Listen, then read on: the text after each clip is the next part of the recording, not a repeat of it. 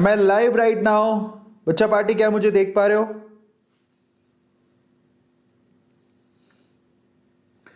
Hey guys, WhatsApp, क्या हाल चाल? क्या मुझे देख पा रहे हो? Please tell me.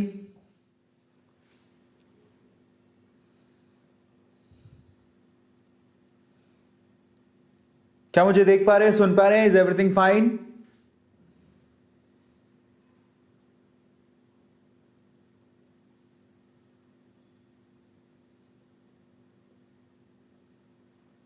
क्या मुझे देख पा रहे हो? Amazing amazing amazing. क्या बात है, क्या बात है, क्या बात है।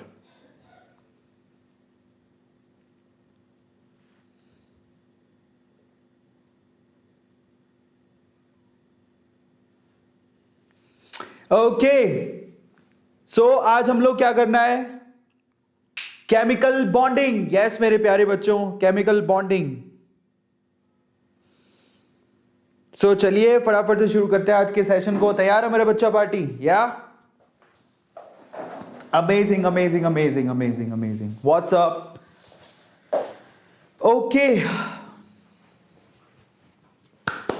चलिए तो कैसे आप लोग? तो कैसे हैं आप लोग? बढ़िया, अमेजिंग। सो आज हम लोग क्या करना है? आज हमें केमिकल बॉन्डिंग करना है, वन शॉट में खत्म करना है। सीबीएसई 2022 में भी काम आएगा और ऑब्वियसली आपको नीट 2021 में भी काम आएगा। तो इन दोनों के वे से हमें पूरा चैप्टर एक ही शॉट में खत्म करना है। So in one shot we will finish this. ठीक है, एक ही शॉट में इसे खत्म करेंगे। केमिकल बॉन्डिंग आपको पता ही है यार। देखो, अगर मैं तुमसे कहूं कि पूरी केमिस्ट्री में सबसे इंपॉर्टेंट चैप्टर कौन सा है, तो सबसे इंपॉर्टेंट चैप्टर यही है, केमिकल बॉन्डिंग। अगर आपको केमिकल बॉन्डिंग समझ में आता है तो आपको केमिस्ट्री अच्छे से समझ में आती है, और ये सबको पता है ना। सो आज हमें केमिकल बॉन्डिंग को एक ही शॉट में खत्म करना है। So will start the session, finish it as soon as possible. क्या बच्चा पार्टी मेरे साथ है? तैयार हो तुम लोग? Amazing amazing amazing. चलिए तो जरा देखिए कौन कौन है हमारे साथ, जरा चेक करते हैं। Let's see. ओके, अच्छा, इतने कम बच्चे केमिकल बॉन्डिंग करना चाहते हैं? कोई केमिकल बॉन्डिंग में इंटरेस्टेड ही नहीं है क्या आज? Oh my God, look at it, how very less people over there. चलो कोई बात नहीं, जितने भी हैं, जितने भी इंटरेस्टेड हैं उनको पढ़ा देते हैं। सो यहाँ पर ना एक बटन होता है, पता है? इसको लाइक करते हो ना ऐसा करके, तो आपको पता लगता है आपका दिल कितना बड़ा है। Just like this session right now and जरा हम चेक करते हैं कितने बच्चे यहाँ पर हैं। कौन आज है बढ़िया सी फोटो लगा के एकदम बिंदास तैयार? दीपक कुमार, ठीक है। उसके बाद श्वेता, उसके बाद महिमा चंदा, मोहम्मद सईद, उसके बाद है sleeping beauty. What is this sleeping beauty? उसके बाद तन्वी चौधरी, उसके बाद यहां पर Deepesh star, hello sir. Saumyadeep A square is my idol. उसके बाद कुनैन शेख, सौरभ, उसके बाद है महिमा, शालिनी सिंह, वैभव, उसके बाद कुशाली, उसके बाद अभिराम। चलिए बहुत सारे बच्चे हैं, दैट्स रियली गुड। इसमें सबसे अच्छा कौन कर रहा है लग रहा है, देखिए जरा। Okay, there is one more, Priyanka Meena, sari, Indian tradition. Mir Faisal, बेटा साफ नहीं है यार फोटो तेरी। और कौन है यहाँ पे? ओके, आर्ची मोदी, तन्वी चौधरी, और उसके बाद देवस्मिता, फ्यूचर डॉक्टर, सोहम चौधरी, दीपक मानिक। अमेजिंग अमेजिंग अमेजिंग, बहुत सारे बच्चे हैं यार। और ये जुड़वा बहने कौन है भाई? ये है श्रीधर सिंह। ये श्रीधर सिंह समझ नहीं आया मेरे को। चलो अमेजिंग, क्या बात है, बहुत सारे बच्चे हैं यहाँ पर। तो अगर आप चाहते हैं आपका नाम आए तो आप इस तरह से चैट में हाय हेलो तो कर ही सकते हो, है ना। ओके, तो आज हमें क्या करना है? केमिकल बॉन्डिंग, जो नीट 2021 के पढ़े से जुड़वा 2। सही बात है। चलिए तो स्टार्ट करते हैं आज के सेशन को। और अच्छा, एक और बात बताता हूँ आपको। देखो, आप अपनी फोटो जरूर लगाया करो, ये बहुत अच्छा होता है। क्योंकि आप सब लोग बहुत ही अच्छे दिखते हो, तो क्यों ना आप अपनी फोटो लगाओ। रादर आप महेंद्र सिंह धोनी की लगाओ या विराट कोहली की लगाओ, या पता नहीं आजकल लोग किस किस की फोटो लगा लेते हैं। Better to paste your photo.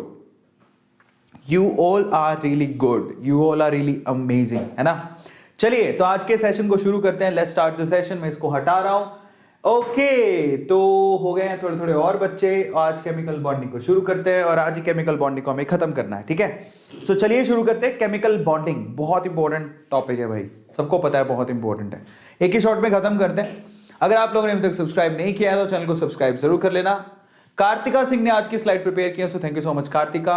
चलिए 2021 का बैच का थोड़ा सा इन्फॉर्मेशन दे देता हूँ। 2021 के बैच की इन्फॉर्मेशन है कि अगर आप प्रो सब्सक्रिप्शन लेना चाहते हैं तो आप ले सकते हैं। जो 5000 आवर की क्लासेस, 20 से ज्यादा टीचर्स जिनको 5 से ज्यादा सालों का एक्सपीरियंस है, 10,000 ज्यादा क्वेश्चन, हिंदी इंग्लिश का option, everything is available. Like physical classes में जैसा होता है नहीं वैसा ही है, ठीक है। ओके, एंड फीस बहुत कम है, मंथली फीस 5200 ही है, 6 मंथ्स के पॉइंट ऑफ व्यू से बहुत कम फीस है। डिस्क्रिप्शन बॉक्स में लिंक गिवन है, ए प्रो कूपन कोड है, फटाफट से लगाओ और ज्वाइन कर लो, that may help you a lot. And 7,800 rupees का आपको डिस्काउंट मिलेगा अगर आप a pro coupon code use करते हो तो। मंथन बैच ज्वाइन कर सकते हो, 20% डिस्काउंट उस पर भी है।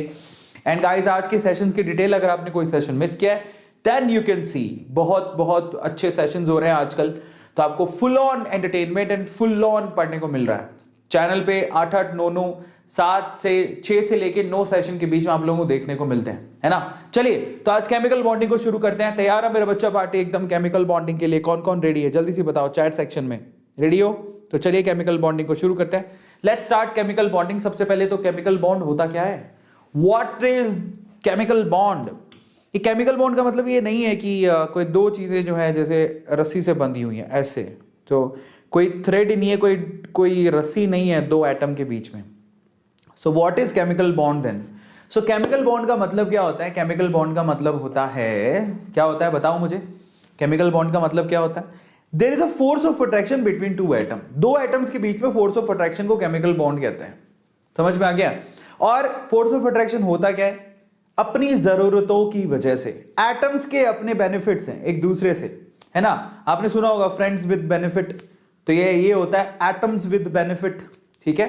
सो एटम्स विद बेनिफिट, और एटम्स को एक दूसरे से कोई ना कोई बेनिफिट लेना होता है, स्पेशली इलेक्ट्रॉन का बेनिफिट लेना होता है, अपना ऑक्टेट पूरा करना होता है, इसलिए there is a force of attraction. समझ में आ गया? आपने सुना बॉयफ्रेंड गर्लफ्रेंड क्यों बनते हैं? So there is an attraction. ऐसे थोड़ी बॉयफ्रेंड गर्लफ्रेंड एक जोड़ा बन गया है तो उनके बीच में कोई उन दोनों ने चुन्नी बांध रखी है, वो हमेशा साथ ही घूमते रहते हैं, है ना, या फिर रस्सी बांध रखी, दोनों साथ ही घूमते रहते हैं। It's not like that. So there is a force of attraction because they have their needs and their benefits. So atoms के साथ भी ऐसा ही होता है किसी एटम को बेनिफिट चाहिए तो वो दूसरे एटम के साथ फोर्स ऑफ अट्रैक्शन दिखाता है और उसके साथ बॉन्ड बनाता है, that is called chemical bond. तो अगर कोई कहे केमिकल बॉन्ड क्या है, that is only a specific force of attraction, nothing more than that, ठीक है। और उसी को हम लोग क्या बोलते हैं? केमिकल बॉन्ड कहते हैं। दो एटम के बीच में किसी न किसी वजह से, कोई ना कोई मजबूरी की वजह से यहां पर फोर्स ऑफ अट्रैक्शन होता है, उसी को केमिकल बॉन्ड कहा जाता है, दैट्स इट, ठीक है। अच्छा, एटम्स कंबाइन क्यों होते हैं? व्हाट इज द रीजन, क्यों बॉन्ड बनाते हैं?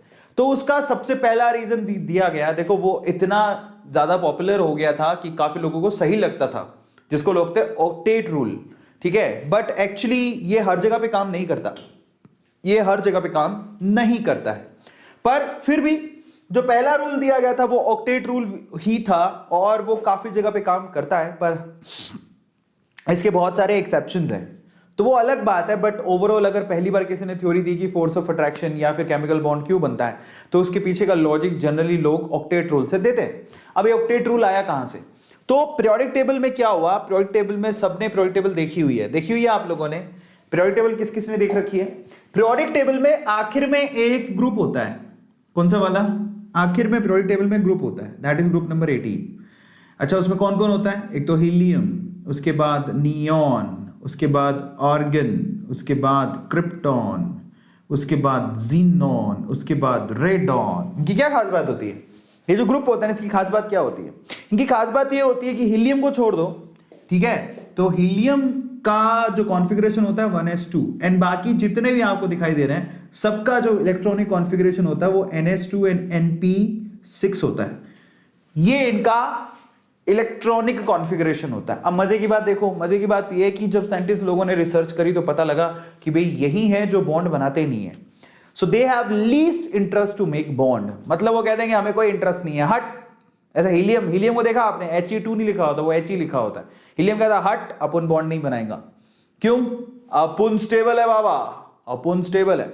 नियॉन क्या कहता है? हट, अपन नहीं बनाएगा, अपन स्टेबल है बाबा, है ना। क्रिप्टॉन क्या था, हट अपन नहीं बनाएगा, अपन स्टेबल है बाबा। तो बहुत ही रेयर केस में बॉन्ड बनाते हैं, अदरवाइज बॉन्ड बनाते नहीं है। सो दे आर स्टेबल, समझ में आ रहा है। तो ये क्या कहते हैं, भैया हम तो स्टेबल है भैया, हम तो धीरू भाई अंबानी है, हमारे पास बहुत पैसा है, समझ में आ गया। तो ये स्टेबल है। अब इसलिए इनको नोबेल गैस कहा जाता है, क्योंकि भैया ये बहुत स्टेबल है। Are you getting my point? So ये इतने स्टेबल है कि इसके साथ बॉन्ड ही नहीं बनाते, तो सबको ना ऐसे जलन महसूस होती है कि भैया नोबेल गैस में ऐसा क्या है, वो इतने सेटिस्फाइड है, इतने स्टेबल है, हम भी ऐसे बनेंगे। लाइफ में there is a most important thing is stability. तो हम भी चाहते हैं कि भाई हम ऐसा बने, जैसे ये है तो हम भी बनना चाहते हैं भैया, हमारे में क्या प्रॉब्लम है। सो इन दैट केस सबने ढूंढा भैया इनकी क्या खास बात है। इनकी खास बात ये है कि इनके पास आउटर मोस्ट ऑर्बिटल में 8 इलेक्ट्रॉन है, 8 वैलेंस इलेक्ट्रॉन कहेंगे इसे, वैलेंस इलेक्ट्रॉन है। तो बोले कि ये इनकी खास बात है। तो इसका मतलब क्या हो गया, इनको सबको लग गया कि अगर अच्छा नोबेल गैस स्टेबल है क्योंकि उनके पास 8 इलेक्ट्रॉन है, अगर अपन के पास भी 8 इलेक्ट्रॉन होएगा तो अपन भी स्टेबल होएगा। समझ में आ गया। सो इसीलिए ऑक्टेट रूल बनाया गया। क्या बनाया गया? Octet rule. ऑक्टेट रूल को हम लोग जनरली ये भी कह सकते हैं कि हर कोई एटम कोशिश करता है अपने नियरेस्ट नोबेल गैस के जैसा बनने का, अपने नियरेस्ट नोबेल गैस के जैसा बनने का। स्पेलिंग में मत जाना, तुम्हें पता है मेरी अंग्रेजी बहुत खराब है, ELLE होगा जो भी होगा। अपने नियरेस्ट नोबेल गैस के जैसा बनने का ट्राई करते हैं हर कोई। Is this clear? तो अगर कोई अपने नियरेस्ट नोबेल गैस के जैसा बनने का ट्राई करता है, ठीक है, तो वो कोशिश करता है कि वो अपने नियरेस्ट नोबेल गैस के जैसा कॉन्फ़िगरेशन गेन करे। यानी कि अगर हीलियम उसके नियर है तो वो 2 इलेक्ट्रॉन गेन करने की कोशिश करेगा, और उसके अलावा कोई है तो वो 8 इलेक्ट्रॉन गेन करने की कोशिश करेगा। समझ में आ गया? तो इसी को क्या बोलते हैं हम लोग? ऑक्टेट रूल कहते हैं। Is this clear? Octet rule.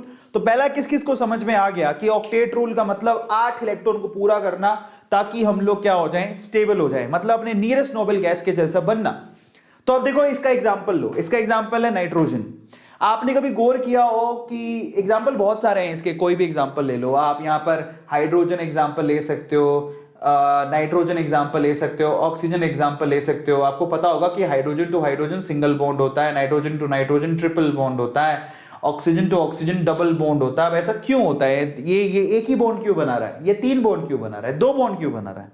क्योंकि इसको, हाइड्रोजन को अपने नियरेस्ट नोबेल गैस के जैसा यानी हीलियम के जैसा बनने के लिए कितने इलेक्ट्रॉन की जरूरत है? 2। एक ऑलरेडी होता है उसके पास। समझ में आ गया? तो वो एक ही इलेक्ट्रॉन शेयर करता है यहाँ पे। समझ में आ गया? एक ही बॉन्ड बनाता है, एक ही इलेक्ट्रॉन है उसके पास। नाइट्रोजन किसके जैसा बनना चाहता है? नियॉन के जैसा। तो इसके पास टोटल इलेक्ट्रॉन कितने हैं? 5। 3 बॉन्ड इसलिए बनाए ताकि उसके 8 इलेक्ट्रॉन हो जाए। इसी तरह से ऑक्सीजन के पास टोटल इलेक्ट्रॉन होते हैं 6, इसलिए 2 बॉन्ड बना के वो 8 कर लेता है। तो इस तरह से ये होता है। तो आपको ध्यान रखना है कि ऑक्टेट रूल कहां पर लागू होता है? जो अपना 8 पूरा करना चाहता है, जो अपना ऑक्टेट पूरा करना चाहता है, जो चाहता है कि उसके पास 8 इलेक्ट्रॉन्स हो, दैट्स इट, और कुछ नहीं। ठीक है, चलो अब हम आगे चलते हैं। किस तरह से केमिकल कॉम्बिनेशंस होती हैं? जरूरी थोड़ी है कि शेयरिंग ऑफ इलेक्ट्रॉन से हो।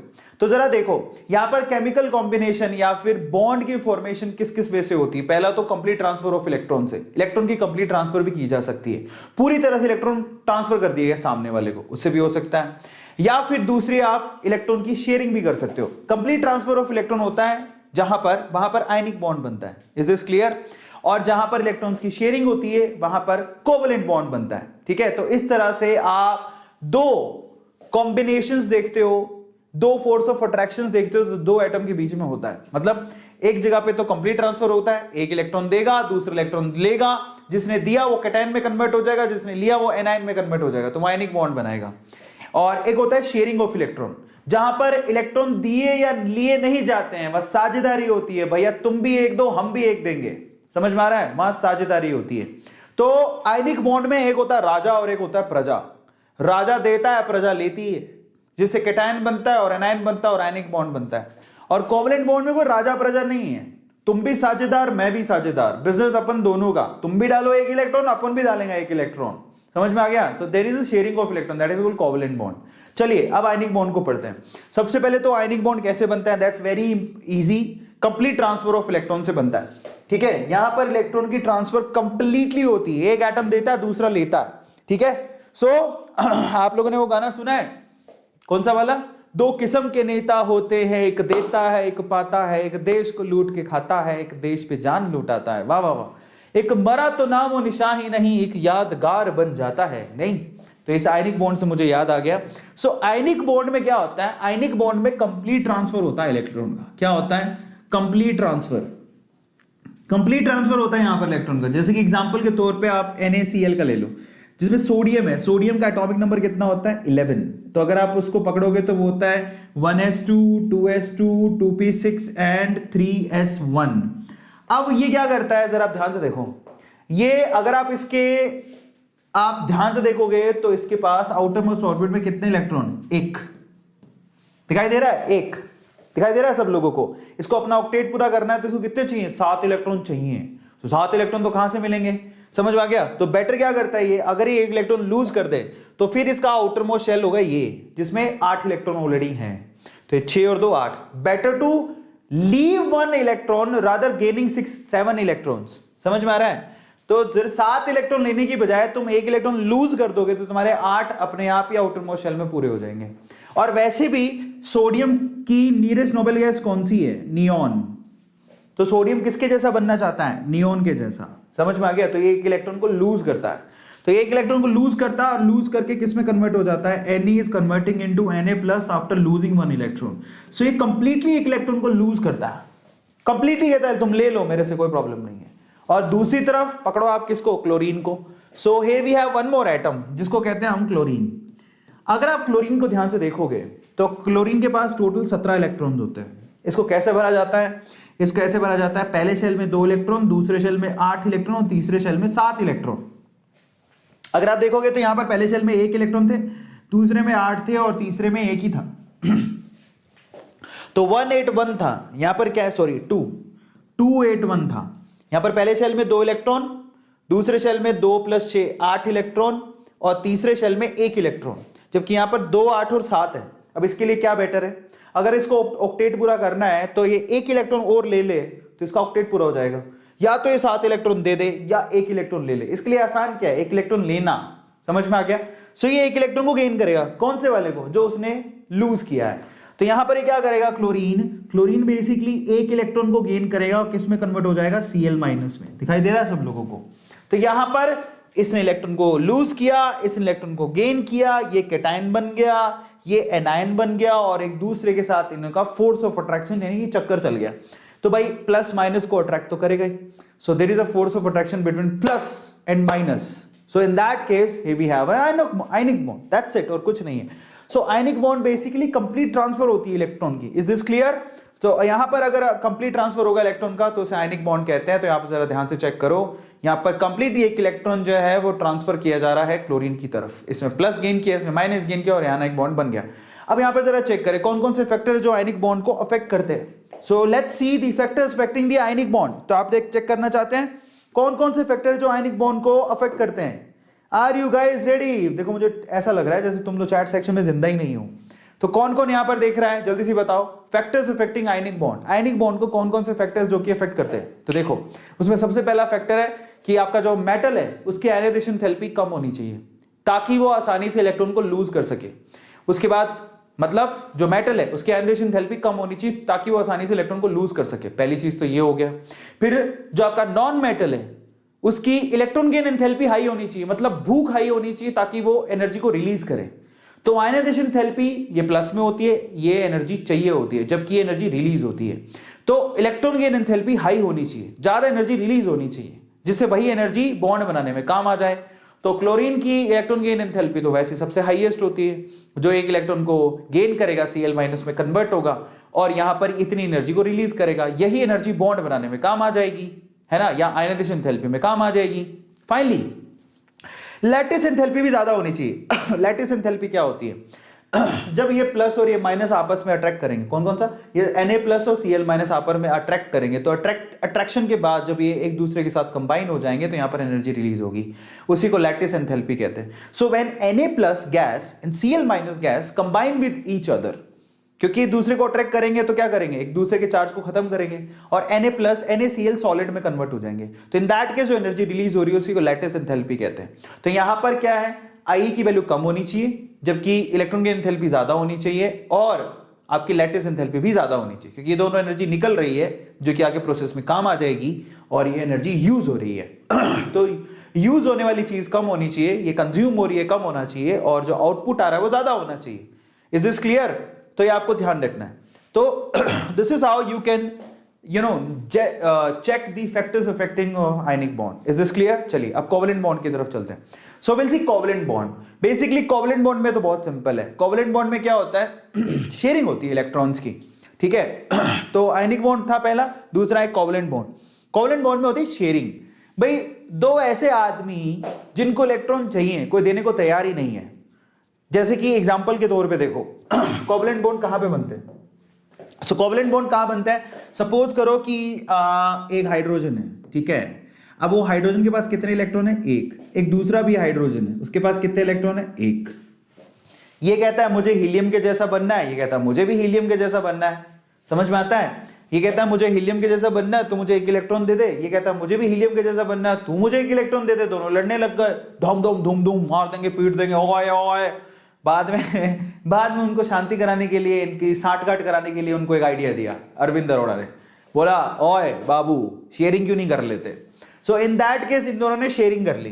तो यहां पर हाइड्रोजन ने कहा ठीक है, ये आइडिया बढ़िया, तुम भी एक इलेक्ट्रॉन रखो, मैं भी एक इलेक्ट्रॉन रखूंगा, ये दोनों इलेक्ट्रॉन तुम्हारे भी हैं, दोनों इलेक्ट्रॉन अपन के भी हैं। So there is a sharing of electron. Is this clear? So there is a sharing of electron. तो यहां पर क्या है कि कोवेलेंट बॉन्ड उन एटम्स के बीच में बनता है जो बेसिकली दोनों के इलेक्ट्रॉन की रिक्वायरमेंट है। तो यहां पर आयनिक बॉन्ड बनता है मेटल और नॉन मेटल के बीच में, जबकि कोवेलेंट बॉन्ड बनता है नॉन मेटल और नॉन मेटल के बीच में। Is this clear? Yes. So finally ये उसका टोटल ये हिसाब किताब है। Is this clear to all of you? तो कोवेलेंट बॉन्ड अगर आप देखोगे तो कोवेलेंट बॉन्ड कैसे बनता है? Covalent bond sharing of electron से बनता है। अब कोवेलेंट बॉन्ड से रिलेटेड एक आपके पास कॉन्सेप्ट है जिसको फॉर्मल चार्ज कहते हैं। Now this is really very interesting. अब फॉर्मल चार्ज क्या होता है? फॉर्मल चार्ज का मतलब क्या होता है जरा आप देखो।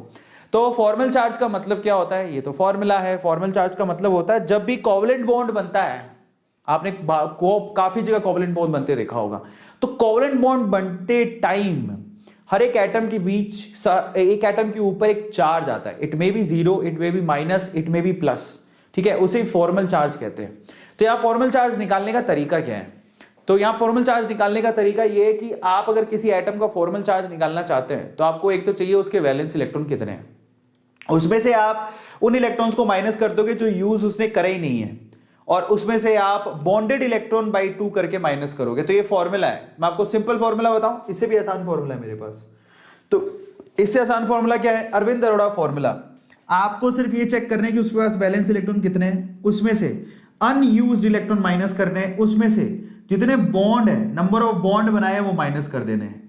तो आप यहां पर इतना सा कर लोगे काम, जितने बॉन्ड उसने बनाए माइनस कर देने, यही फॉर्मल चार्ज होता है। तो मैं आपको समझाता हूं। सपोज करो कि आपको फॉर्मल चार्ज निकालना है ओजोन में, मैं आपको अप्लाई करके दिखाता हूं।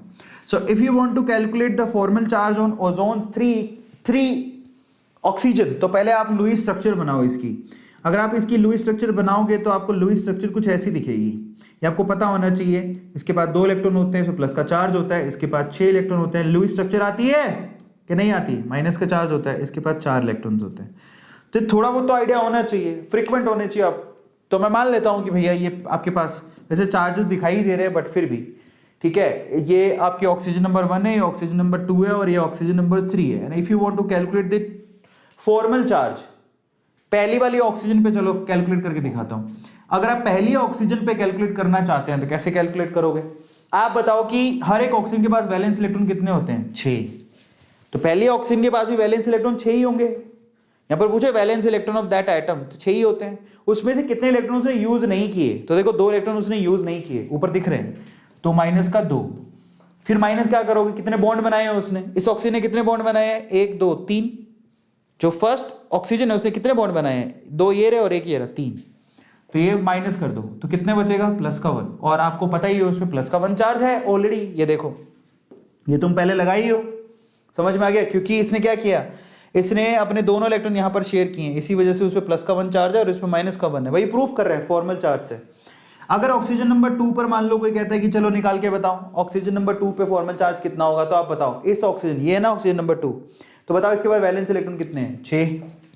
6 में से क्या माइनस करोगे? कितने उसे यूज नहीं किए? तो जरा देखो 1 2 3 4, 4 इलेक्ट्रॉन यूज नहीं किए, 4 इलेक्ट्रॉन यूज नहीं किए, माइनस उसने कितने बॉन्ड बनाए हैं? इस ऑक्सीजन ने 2 ही बॉन्ड बनाए, 1 और 2 दिखाई दे रहा है, तो उसमें से 2 माइनस कर दो तो कितने बचेगा? 0।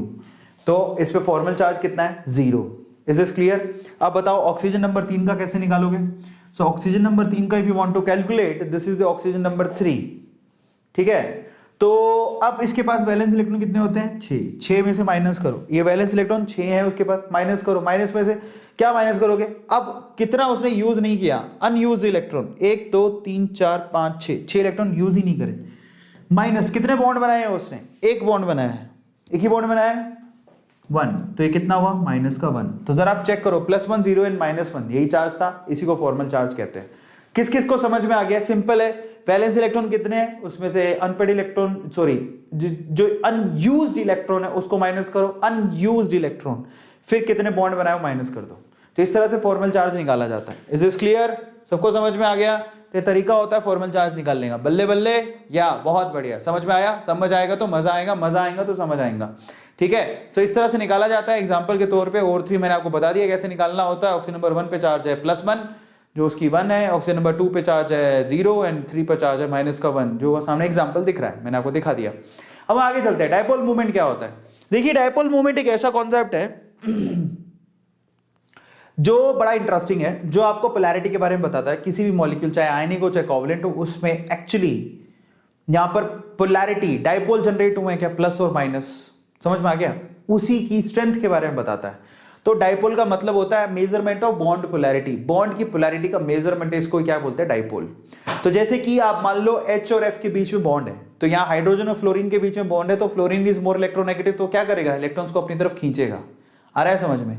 सो ये इलेक्ट्रॉन्स को खूब तेजी से अपनी तरफ खींचता है, तो ऑब्वियसली इस फ्लोरीन पे माइनस चार्ज होगा, उस हाइड्रोजन में प्लस, तो इस पे प्लस चार्ज है और माइनस चार्ज है, तो इससे पोलैरिटी जनरेट हुई। तो इस पोलैरिटी की स्ट्रेंथ कितनी है उसे आप डायपोल से बता सकते हो। Is this clear? तो डायपोल का फॉर्मूला क्या होता है? डायपोल का formula is very easy. Dipole moment को रिप्रेजेंट किया जाता है म्यू से। उसका फॉर्मूला होता है charge into distance between the charge, यानी कि Q, यहां पर इन दोनों के ऊपर जो चार्ज है, या पॉजिटिव या नेगेटिव, उसकी वैल्यू कितनी है और उन दोनों के बीच में डिस्टेंस कितनी है, उसी को डायपोल मोमेंट कहा जाता है, ठीक है। और जनरली आपको ये कैलकुलेट नहीं करना होता, फिजिक्स में सब दिया होता है, सॉरी केमिस्ट्री में सब दिया होता है, फिजिक्स में भी कैलकुलेट करना पड़े, इसकी यूनिट होती है देबाई। क्या होती है? देबाई। Is this clear? अब मैं आपको एक बात बताता हूं, dipole movement it may be 0, dipole movement की वैल्यू 0 हो सकती है। ये 0 किसके लिए होती है? जरा आप चेक करना, नॉन पोलर मॉलिक्यूल, ऑब्वियसली जो जिसमें पोलैरिटी जनरेट ना हो, ये तो बड़ी सिंपल सी बात है। लेकिन किसके लिए? जनरली आपको म्यू की वैल्यू 0 दिखेगी।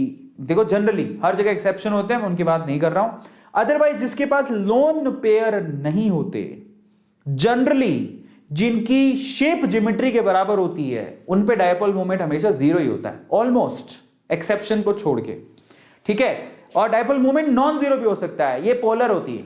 ये जिनकी डायपोल मोमेंट नॉन जीरो वो पोलर होते हैं, और जिनकी डायपोल मोमेंट 0 होती है वो नॉन पोलर होते हैं। तो एग्जांपल देखते हैं आप जरा 0 वाले, जैसे कि आप खुद ही सोचो, क्लोरीन ने अगर क्लोरीन के साथ बॉन्ड बनाया तो नॉन पोलर है। क्यों?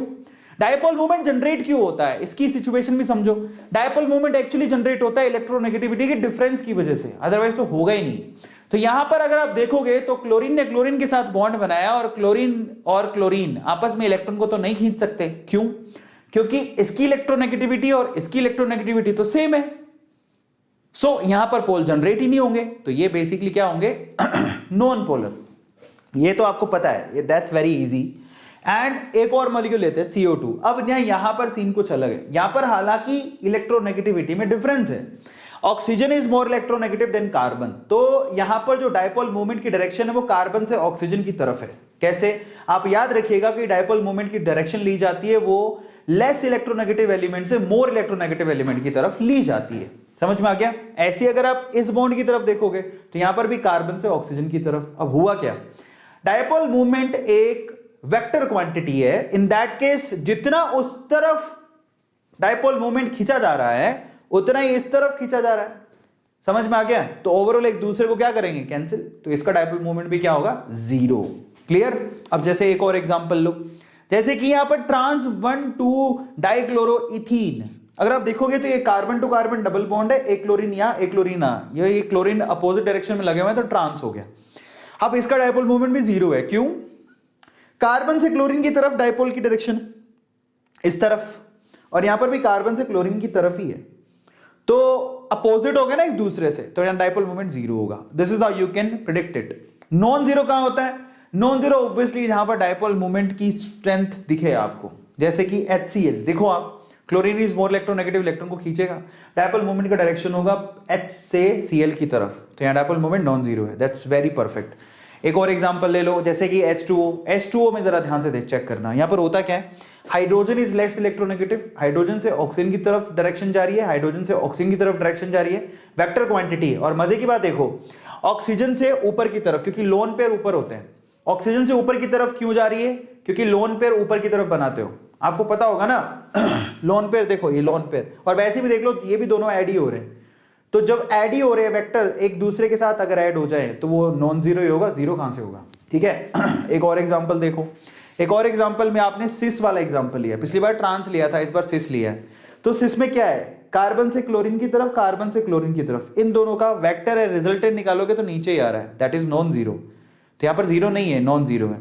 तो ये सारी नॉन जीरो की आपके पास एग्जांपल्स हो गए। अब आते हैं अपन फजान रूल की तरफ। फजान रूल बेहद इंटरेस्टिंग रूल है। ये कहता है कि भाई कलयुग है, समझ में आ गया? कलयुग है, सबके मन में राम नहीं है, उसमें थोड़ा थोड़ा रावण भी है, समझते हो? ऐसा बोले हो कि नहीं? कितने बढ़िया तरीके से समझाया मैंने, कितना मजेदार तरीके से समझाया मैंने क्या बोला? मैंने बोला कि भैया ये कलयुग है, ठीक है, यहां पर हर कोई राम नहीं है, उसमें थोड़ा बहुत रावण है, और हर कोई रावण नहीं है, उसमें थोड़ा बहुत राम है। मतलब हर कोई बहुत अच्छा नहीं है, उसमें कुछ बुराई है, और हर कोई बहुत बुरा नहीं है, उसमें कुछ अच्छा ही है। समझ में आ गया? तो ये है फजान का रूल। अब आप कहोगे सर ये क्या है, किस किस को समझ में आया है ना? बताओ मुझे अभी चैट सेक्शन में लिख के बताओ। फजान रूल इसी को बोलते हैं, यही तो खास बात है। केमिस्ट्री में कुछ अलग सीखना हो तो आप मुझे फॉलो कर सकते हो, follow write down in chat section. तुम लोग जिंदा हो? अभी तो मैंने कुछ बताया नहीं वैभव जी, यादव जी, अभी तो रिपीट करता हूं। अरे हर कोई बुरा नहीं होता, उसमें कुछ अच्छाई होती है, हर कोई अच्छा नहीं होता, उसमें कुछ बुराई होती है। अब फजान रूल ये कहता है कि, बताओ अब ध्यान से सुनना जो बोलूंगा, तैयार हो तुम लोग? ध्यान से सुनना। फजान रूल ये कहता है कि कोई भी कोवलेंट बॉन्ड प्योरली कोवलेंट नहीं होता, उसमें कुछ ना कुछ आयनिक कैरेक्टर होते हैं, या कोई आयनिक बॉन्ड प्योरली आयनिक नहीं होता, उसमें कुछ ना कुछ कोवलेंट कैरेक्टर होते हैं। ज्यादा यूज की जाने वाली सेकंड डेफिनेशन है, क्या है जरा आप ध्यान से सुनना। फजान रूल ये कहता है कि कोई भी आयनिक बॉन्ड प्योरली आयनिक नहीं है, उसमें कुछ ना कुछ कोवलेंट कैरेक्टर है। कोई भी कोवलेंट बॉन्ड प्योरली कोवलेंट नहीं होता, उसमें कुछ ना कुछ आयनिक कैरेक्टर होते हैं। समझ में आ गया? तो ये कहता है प्योर कुछ भी नहीं है। समझ में आ गया? Pure is nothing. आप अगर बोले दूध का सब पीता, प्योर दूध पीता है, प्योर दूध कोई नहीं पीता भाई, प्योर तो चीज ही खत्म हो गई आजकल। So there is some impurity in that. कोई अगर गाय का दूध निकाल के लेके आ रहा है ना, तो वो भी इतना प्योर नहीं है, उसमें भी कुछ ना कुछ गिरा हुआ होगा। सो फजान रूल क्या कहता है? फजान रूल कहता है कि there is a partial covalent character in ionic bond. कोई भी आयनिक बॉन्ड होगा, उसमें कुछ ना कुछ कोवलेंट कैरेक्टर जरूर होंगे। समझ में आ गया? किसी में थोड़े होते हैं, किसी में ज्यादा होते हैं। तो आयनिक बॉन्ड प्योरली आयनिक नहीं होते हैं, उसमें कुछ ना कुछ कोवलेंट कैरेक्टर होते हैं, उसी को फजान रूल कहते हैं। अब ये कोवलेंट कैरेक्टर कहां से आए, that I will tell you, मैं आपको बताता हूं। अब होता क्या है, ध्यान से सुनना। होता कुछ यूं है कि ये है कैटायन, कैसे बना होगा? इसने इलेक्ट्रॉन प्योरली दे दिया होगा, किसको? इसको। समझ में आ गया? तो ये कैटायन बना, ये एनायन बना। अब जब भी कोई एटम अपने इलेक्ट्रॉन को लूज कर देता है तो उसकी साइज छोटी हो जाती है, और कोई एटम इलेक्ट्रॉन गेन करता है तो उसकी साइज बड़ी हो जाती है। अब क्या हुआ? साइज छोटे होने की वजह से ये क्या करता है, ये प्लस, ये जो एनायन है उसके इलेक्ट्रॉन क्लाउड को अपनी तरफ खींचता है। तो हिसाब तो ये था कि इसने सारे इलेक्ट्रॉन दे दिए थे, बट अब ये छठा बदमाश निकला। छोटा होने के बाद इसकी पावर बढ़ गई और इसने इलेक्ट्रॉन को खींचना शुरू कर दिया, जो इलेक्ट्रॉन दे दिए थे उसे खींचना शुरू कर दिया। तो हुआ कुछ यूं कि जो इलेक्ट्रॉन जो कि पूरी तरह से ट्रांसफर हो गए थे, वो धीरे धीरे क्या आने लगते हैं? बीच में आने लगते हैं। ये बीच में आ गए, तो इससे पता लगता है कि ये तो इलेक्ट्रॉन बीच में आ गए। बीच में इलेक्ट्रॉन कब आते हैं? जब शेयरिंग होती है इलेक्ट्रॉन की। तो this is called Fazan rule. तो अब ध्यान से समझना यहां पर खेल क्या है, खेल सारा है। अब खेल क्या है जरा उसको समझना। जितना कैटायन का साइज छोटा होगा, ठीक है, उसकी पोलराइजिंग पावर उतनी ज्यादा होगी। इसको पोलराइजेशन कहते हैं। ये क्या कर रहा है, ये इलेक्ट्रॉन क्लाउड को अपनी तरफ खींचने की कोशिश कर रहा है। जो इलेक्ट्रॉन दे दिए थे उसको अपनी तरफ खींचने की कोशिश कर रहा है। समझ में आ गया? तो जितना कैटायन का साइज छोटा होगा उसकी पोलराइजिंग पावर उतनी ज्यादा होगी। जितना एनायन का साइज बड़ा होगा उसकी पोलराइजिबिलिटी उतनी ज्यादा होगी। So they are two terms, polarising power and polarisability. समझ में आ गया? और दोनों एक दूसरे के साथ एसोसिएटेड हैं, याद रखना। Is this clear? तो इसको कैटायन बोलते हैं, इसको एनायन बोलते हैं, और ये है फजान रूल। तो फजान रूल बेसिकली किस पे डिपेंड करता है? देखो, ये कैटायन की पोलराइजिंग पावर जितना छोटा होगा उतनी पोलराइजिंग पावर ज्यादा होगी, मतलब उतना खींचने की पावर ज्यादा होगी। और ये एनायन है, ये जितना बड़ा होगा उतनी पोलराइजिबिलिटी ज्यादा होगी, मतलब इलेक्ट्रॉन्स को पोलराइज होने देने की एबिलिटी ज्यादा होगी कि जाओ जाओ जाओ, चलेगा, कोई दिक्कत नहीं है। समझ में आ गया? ये है। तो यहां पर ये ध्यान रखना है। तो इसको सिंपली क्या कहते हैं हम लोग? फजान रूल कहते हैं। Is this clear? तो अब हम चलेंगे आगे। Covalent character will be more when. अब सवाल यह है कि फजान रूल कहता है कि आयनिक बॉन्ड प्योरली आयनिक नहीं होते, उसमें कुछ ना कुछ कोवेलेंट कैरेक्टर होता है। तो कोवेलेंट कैरेक्टर ज्यादा कब होंगे? उसमें ज्यादा तब होंगे जब कैटायन की साइज छोटी होगी। जितनी छोटी होगी उतनी कोवेलेंट कैरेक्टर ज्यादा होंगे। ठीक है, ये आपको ध्यान रखना है। अगर मैं कंपैरिजन के लिए पूछूं कि LiCl ज्यादा कोवेलेंट है या NaCl, तो LiCl। क्यों? क्योंकि यहां पर Li यानी कि लिथियम की साइज सोडियम से छोटी होती है। तो कैटायन यहां पे छोटा है तो इसमें कोवेलेंट कैरेक्टर ज्यादा है। आया सबको समझ में? दूसरा, एनायन की साइज जितनी बड़ी होगी उसका कोवेलेंट कैरेक्टर उतना ही ज्यादा होगा। आ गया समझ में? एग्जांपल देता हूं, जैसे कि LiI, LiBr, LiCl, LiF। अगर आप देखोगे तो यहां पर एनायन है आयोडीन, यहां पर ब्रोमीन, यहां पर क्लोरीन, यहां पर fluorine. Iodide, bromide, chloride and fluoride, ये एनायन है। उसमें सबसे बड़ा एनायन कौन है? आयोडीन, जिसकी पोलराइजिबिलिटी सबसे ज्यादा होगी। तो इसमें कोवेलेंट कैरेक्टर सबसे ज्यादा होंगे। आ गया समझ में? तीसरी चीज है मोर charge on cation anion. Cation पे चार्ज जितना ज्यादा होगा उसकी साइज उतनी छोटी होगी, एनायन पे चार्ज जितना ज्यादा होगा उसकी साइज उतनी बड़ी होगी। तो जितना ज्यादा चार्ज होगा उसमें कोवेलेंट कैरेक्टर उतना ही ज्यादा होगा। एग्जांपल के तौर पे ये देखो, AlCl3, MgCl2 और NaCl। कोई पूछे इनमें कोवेलेंट कैरेक्टर ज्यादा किस में है, तो AlCl3 में सबसे ज्यादा है, क्योंकि एल्यूमिनियम के ऊपर चार्ज पॉजिटिव बहुत ज्यादा है, +3, जबकि मैग्नीशियम पे +2 ही है, और सोडियम पे तो +1 है। Is this clear? बहुत बढ़िया। Finally, pseudo noble gas configuration.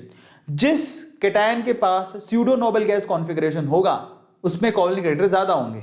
ये स्पेशली एग्जांपल दिया जाता है क्यूप्रस क्लोराइड और NaCl। कोई पूछे कि क्यूप्रस क्लोराइड में कोवेलेंट कैरेक्टर ज्यादा है या NaCl में, तो क्यूप्रस क्लोराइड में। क्यों? क्योंकि यहां पर जो कॉपर है उसके पास सूडो नोबल गैस कॉन्फ़िगरेशन है।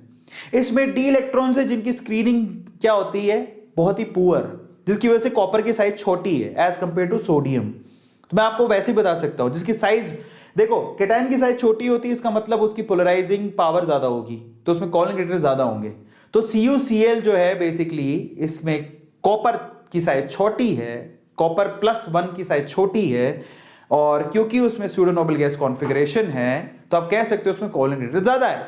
तो ये कंपैरिजन बहुत आता है, आपको पता होना चाहिए किसमें कोवेलेंट कैरेक्टर ज्यादा है। अच्छा, कोवेलेंट कैरेक्टर ज्यादा होने से क्या होता है, या आयनिक कैरेक्टर ज्यादा होने से क्या होता है? जिसका आयनिक कैरेक्टर ज्यादा है उसकी मेल्टिंग और बॉइलिंग पॉइंट ज्यादा होती है, जिसकी कोवेलेंट कैरेक्टर ज्यादा है उसकी मेल्टिंग और बॉइलिंग पॉइंट कम होती है। तो आपको पता होना चाहिए, ठीक है? अच्छा, एज अ कोवेलेंट कैरेक्टर क्या क्या चीजें इंक्रीज होती है, डिक्रीज होती है, जरा देखो। सॉल्युबिलिटी, अगर किसी में कोवेलेंट कैरेक्टर ज्यादा है तो उसकी सॉल्युबिलिटी कम होगी। आपको पता होना चाहिए कि जो हाइड्रोकार्बन है वो पानी में नहीं घुलते। ये जानते हो आप कि हाइड्रोकार्बन पानी में नहीं घुलते? यस और नो? सो हाइड्रोकार्बन पानी में नहीं घुलते क्योंकि वो कोवेलेंट होते हैं। तो पानी में कौन घुलता है? पानी में आयनिक कंपाउंड आसानी से घुलते हैं। तो अगर किसी में कोवेलेंट कैरेक्टर ज्यादा है तो उसकी सॉल्युबिलिटी कम होगी, पानी के अंदर उसकी सॉल्युबिलिटी कम होगी। दूसरा, उसका मेल्टिंग और बॉइलिंग पॉइंट भी डिक्रीज हो जाएगा। सिंपल सी बात है, दैट्स वेरी इजी। तो अगर मैं कहूं आपसे कि चलो कंपैरिजन करो, LiCl और NaCl में कोवेलेंट कैरेक्टर ज्यादा किस में? इसमें। तो सॉल्युबिलिटी कम किस में होगी? इसमें। मेल्टिंग पॉइंट और बॉइलिंग पॉइंट कम किस में होगा? इसमें। Is this clear? तो आपको ध्यान रखना है। तो NaCl की सॉल्युबिलिटी ज्यादा होती है, LiCl की कम होती है। क्यों? क्योंकि LiCl में कोवेलेंट कैरेक्टर ज्यादा होते हैं। समझ में आ गया? तो आपको ध्यान रखना है। और NaCl की ना सिर्फ सोल्युबिलिटी ज्यादा होती है, इसकी मेल्टिंग पॉइंट भी ज्यादा होती है, इसकी बॉइलिंग पॉइंट भी ज्यादा होती है, क्योंकि ये ज्यादा आयनिक है और ये कम कोवलेंट है। इस तरह से इसका आंसर निकालना होता है। ठीक है, अब हम चलते हैं आगे। VSEPR theory. वेस्पर थ्योरी बड़ी इंटरेस्टिंग थ्योरी है जो आप लोगों को किस बारे में बताती है, ये थ्योरी प्रेडिक्ट करती है शेप और ज्योमेट्री के बारे में। ये मॉलिक्यूल की शेप और ज्योमेट्री के बारे में बताती है। स्ट्रेट फॉरवर्ड बात करूंगा, शेप और ज्योमेट्री के बारे में बताती है कि भैया शेप क्या है या फिर ज्योमेट्री क्या है। शेप अगर आपको निकालनी है तो आपको सिर्फ चेक करने होते हैं कि सेंट्रल एटम कितने बॉन्ड पेयर बनाए हैं, मतलब बेसिकली कितने बॉन्ड पेयर उसने बना रखे, कितने एटम को उसने अटैच करके रखा, वही शेप बताएगा। ध्यान समझ में आता है? आपको दोबारा बताऊंगा। मतलब यहां पर शेप डिपेंड करती है कितने बॉन्ड पेयर है सेंट्रल एटम के पास, जबकि ज्योमेट्री, जैसे कि यहां पर एग्जांपल के तौर पे मान लो मैंने यहां पर लिख दिया अमोनिया, तो अमोनिया यहां पर नाइट्रोजन, जो अमोनिया में सेंट्रल एटम है नाइट्रोजन, उसने 3 हाइड्रोजन अपने साथ अटैच करके रखे, 1 2 3। समझ में आ गया? तो ये 3D में कैसे अरेंज्ड है, बस वही उसकी शेप है। अब शेप को लोन पेयर का कोई लेना देना नहीं है, हालांकि लोन पेयर है इसके पास, लेकिन लोन पेयर को वो शेप में कंसीडर नहीं करती। अब इन 3 बॉन्ड पेयर को लेके वो जिस तरह से 3D में अरेंज होगी वही उसकी शेप होगी। तो अगर कोई पूछे कि अमोनिया की शेप क्या है, तो अमोनिया की शेप होती है पिरामिडल। समझ में आ गया? But what about geometry? Geometry क्या करती है? ज्योमेट्री बॉन्ड पेयर और लोन पेयर दोनों को मान के चलती है। वो बॉन्ड पेयर को भी देखती है और लोन पेयर को भी देखती है। सेम एग्जांपल अगर मैं ले लूं अमोनिया का ही, और अमोनिया में क्या होता है, 3 बॉन्ड पेयर है पर 1 लोन पेयर भी है, तो चारों को काउंट करते हुए यहां पर जो ज्योमेट्री बनेगी वो टेट्राहेड्रल होगी। तो यहां पर ज्योमेट्री अमोनिया की टेट्राहेड्रल होती है, लेकिन शेप अमोनिया की पिरामिडल होती है। नाउ दैट्स वेरी इंटरेस्टिंग, क्योंकि शेप सिर्फ बॉन्ड पेयर को काउंट करती है, जबकि ज्योमेट्री या बॉन्ड पेयर और लोन पेयर दोनों को काउंट करती है। अब वेस्पर थ्योरी एक और बात बोलती है, ये कहती है शेप और ज्योमेट्री बनती कैसे है। वो कहती है कि यहां पर देखो सिंपल सी बात है, जो बॉन्ड पेयर है और जो लोन पेयर है वो एक दूसरे को रिपेल करते हैं, और जहां पर रिपल्शन मिनिमम हो वहां जाके टिक जाते हैं। जैसे मैं सिंपल सी बात बोलूं, मान लो कि ना तुम्हारे 2 दोस्त है, मतलब 2 लड़के हैं या 2 लड़कियां हैं, उनमें भयंकर लड़ाई होती है। अब उनको पास तो बिठा नहीं सकते, अगर बिठा दिया तो एक दूसरे के बाल खींच लेंगे वो लोग। बेटर क्या है? बेटर उनको दूर दूर बिठाओ और ऐसी जगह बिठाओ जहां रिपल्शन मिनिमम हो, जहां एक दूसरे के बाल वो खींच ही ना पाए। तो ये कहता है वेस्पर थ्योरी कि यहां पर लोन पेयर और लोन पेयर के बीच में लड़ाई या फिर रिपल्शन सबसे ज्यादा होता है। लोन पेयर और बॉन्ड पेयर के बीच में रिपल्शन थोड़ा कम होता है, और बॉन्ड पेयर और बॉन्ड के पेयर के बीच में रिपल्शन सबसे कम होता है। और इसी वजह से शेप और ज्योमेट्री बनती है, अदरवाइज बनेगी नहीं। ये रिपल्शन है जो कि इनको 3D में अरेंज करता है। आ गया समझ में? नहीं तो वे इकट्ठा ही रह लेते, क्या फर्क पड़ना था। अब हम चलते हैं एक और इंपॉर्टेंट पॉइंट पर। जिस मॉलिक्यूल के पास लोन पेयर 0 होते हैं, ध्यान रखना ये शॉर्ट ट्रिक है, जिस मॉलिक्यूल के पास लोन पेयर 0 होते हैं जनरली उसकी शेप उसकी ज्योमेट्री के बराबर होती है। मतलब जो ज्योमेट्री है वही शेप होगी, है जनरली ऐसा होता है, एक्सेप्शन की बात नहीं कर रहा। लेकिन जिसके पास लोन पेयर नॉन जीरो होते हैं उसकी शेप कभी ज्योमेट्री के बराबर नहीं होती। अब ये चीज एक्सेप्शन पे काम नहीं करती, ये ध्यान रखना। कई देखो एक्सेप्शन हर जगह पे होते हैं, ये आपको ध्यान रखना है, तो इसलिए बिल्कुल दिमाग में मत डाल के चल लेना। तो ओवरऑल लोन पेयर 0 मतलब शेप ज्योमेट्री के बराबर होगा, बड़े 99% केसेस में काम करेगी। और अगर लोन पेयर नॉन जीरो है तो इसका मतलब यहां पर शेप ज्योमेट्री के बराबर नहीं होगी। जनरली 99% केसेस में काम करेगा, देयर इज नो प्रॉब्लम। चलो डिस्कस करते हैं। जैसे कि सवाल है AB2, मतलब एक सेंट्रल एटम है उसके साथ 2 एटम अटैच्ड हैं, तो इसकी स्ट्रक्चर शेप कैसी होगी? देखो यहां पर बॉन्ड पेयर 2 है, लोन पेयर 0 है, ठीक है, तो ज्योमेट्री यहां लीनियर होगी। ऑब्वियसली आप एक एटम को रख के 2 एटम को अरेंज कैसे करोगे? 180 डिग्री पे अरेंज करोगे, लीनियर, सिंपल सी बात है, रिपल्शन मिनिमम करने के लिए। अब क्योंकि लोन पेयर 0 है तो ज्योमेट्री और शेप बराबर होगी। CO2 एग्जांपल ले सकते हो, ज्योमेट्री भी लीनियर है, शेप भी लीनियर है, CO2 एग्जांपल हो गया। Now this is the example CO2, ये आपको ध्यान रखना है। अगला लेते हैं AB3। AB3 का मतलब क्या है? एक एटम है, ठीक है, एक एटम और उसके साथ 3 एटम अटैच्ड हैं। तो आप खुद से सोचो कि एक एटम के साथ 3 एटम को रिपल्शन मिनिमम करते हुए कैसे अरेंज करोगे? Trigonal planar. अगर आप ध्यान से देखोगे तो लुक एट इट, यहां पर 3 बॉन्ड पेयर है लेकिन लोन पेयर 0 है, तो इसका मतलब ज्योमेट्री और शेप सेम होगी। क्या होगी? Trigonal planar, trigonal planar. Example के तौर पे BF3। तो BF3 इज द एग्जांपल जो आपको दिखाई दे रहा है। ये उसको काम आएगा स्पेशली जो मैं करवा रहा हूं, जिन्होंने पहले से केमिकल बॉन्डिंग पढ़ रखा था, अब उनको रिवीजन करना है। अब वो बच्चे घबरा रहे होंगे जिन्होंने बिल्कुल नहीं पढ़ा हुआ, तो उनको कुछ भी काम नहीं आएगा। तो ये किसको काम आएगा? जिसको रिवीजन करना है। पर उन बच्चों को भी काम आ सकता है जिन्होंने कभी नहीं पढ़ा, कम से कम वो तो 5% 10% जो दिमाग में घुसेगा वो तो उनको काम आएगा। बताओ किस किस को अभी तक समझ में आ रहा है? रिवीजन अच्छे से हो रहा है? Just write down in chat section. तुम सुस्त घूम रहे हो ना, मेरे को ऐसा लग रहा है क्या ही हो रहा होगा। बताओ किस किस को काम आ रहा है, किस किस को समझ में आ रहा है? Just write down chat section. लिखते काहे नहीं हो? काहे नहीं लिखते हो बाबू? लिखो लिखो लिखो। किस किस को लग रहा है कि हाँ काम आ रहा है? काम आ रहा है, बहुत बढ़िया। इसको बोलते हैं इंटेलिजेंट बच्चे। तो AB3 का मतलब समझ में आया? तो इसका एग्जांपल देखो, BF3 एग्जांपल हो गया, ट्राइगोनल प्लेनर। अब हम बात करेंगे AB2L। अब यहाँ पर 2 बॉन्ड पेयर है और 1 लोन पेयर है। इसका मतलब शेप ज्योमेट्री के बराबर नहीं होगी, ठीक है, जनरली ऐसा होता है। तो 2 बॉन्ड पेयर है, 1 लोन पेयर है। तो ज्योमेट्री तो क्या करती है? बॉन्ड पेयर लोन पेयर दोनों काउंट करके चलती है। तो 3 के हिसाब से तुमने क्या देखा था? 2 + 1 3 के हिसाब से तुमने क्या देखा था? Trigonal planar. समझ में आ गया? बट शेप में लोन पेयर काउंट नहीं होता, तो इसकी शेप होगी बेंट, क्योंकि एक लोन पेयर भी है, वहां रिपल्शन भी होगा। जरा आप देखो, SO2 एग्जांपल है, यहां सल्फर एक ऑक्सीजन और एक ऑक्सीजन, ऊपर लोन पेयर है।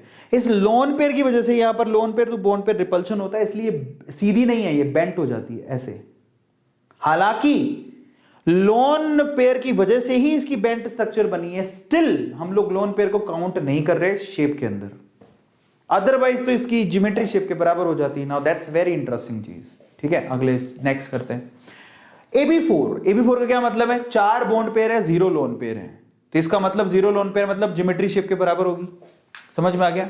तो 4 के हिसाब से टेट्राहेड्रल ज्योमेट्री होती है, टेट्राहेड्रल शेप होती है। CH4 एग्जांपल हो गया, CCl4 एग्जांपल ले सकते हो। That's very easy.